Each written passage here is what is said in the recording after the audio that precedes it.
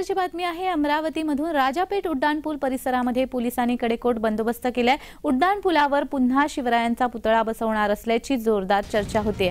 अमरावतीच्या राजापेठ उड्डाणपुलावर रात्रभर पोलिसांचा कडक बंदोबस्त होता।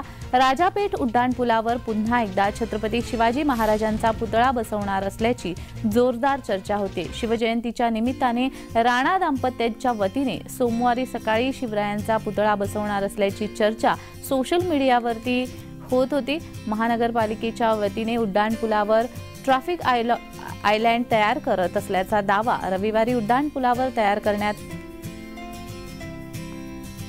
आला।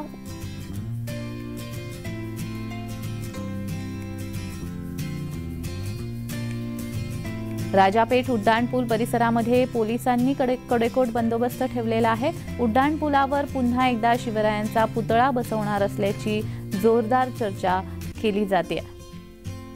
अमरावतीच्या राजापेठ उड्डाणपुलावर रात्रभर पोलिसांनी कडक बंदोबस्त ठेवला होता। राजापेठ उड्डाणपुलावर पुन्हा एकदा छत्रपती शिवाजी महाराज यांचा पुतळा बसवणार असल्याची जोरदार चर्चा केली जाते। तर या संदर्भात अधिक माहिती देण्यासाठी आमचे प्रतिनिधी सुरेंद्र आकोडे हे आपल्याशी फोनद्वारे जोडले गेलेले आहेत। सुरेंद्र, शिवाजी महाराजांचा पुतळा पुन्हा एकदा उड्डाणपुलावर बसवणार असल्याची चर्चा रंगते आहे, या संदर्भात अधिक माहिती। नक्कीच, खरं तर अमरावतीच्या राजापेठ उड्डाणपुलावर काल रात्रीपासून पोलिसांचा कडेकोट बंदोबस्त लागला होता।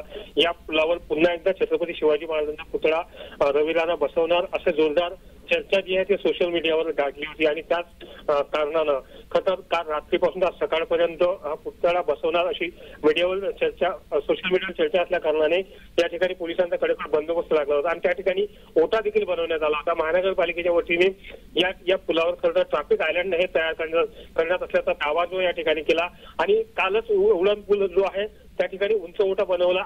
अवघ्या एका दिवसामध्ये उंच ओटा बनवला आणि त्याने भगवा रंग देखील दिला होता।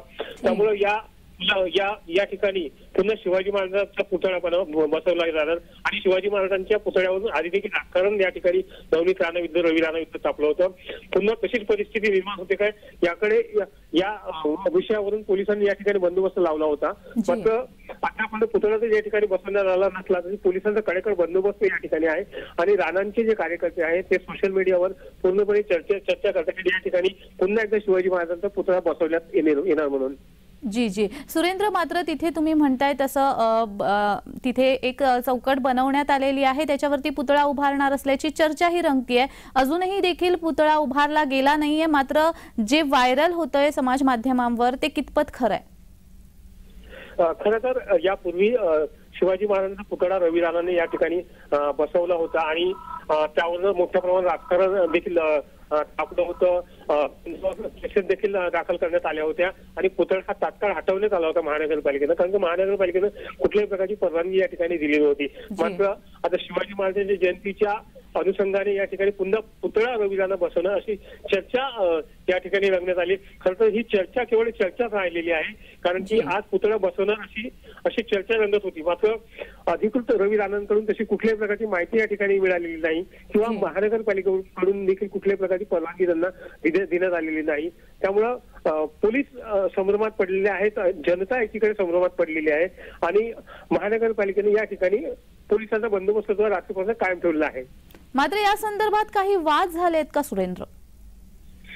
यापूर्वी जर बघितलं तर या ठिकाणी जवळपास 1 वर्षाच्या आधी याच ठिकाणी पुतळा जो आहे ते रवी राणांनी बसवला होता आणि पुतळ्याला कुठल्याही प्रकारची परवानगी नसल्या कारणाने भाजप विरुद्ध रवी राणा आणि इतर पक्ष असा एक वाद या ठिकाणी रंगला होता आणि त्यावरूनच रवी राणा विरुद्ध पोलिसात तक्रारी देखील झाल्या होत्या, पुतळा देखील हटवण्यात आला होता।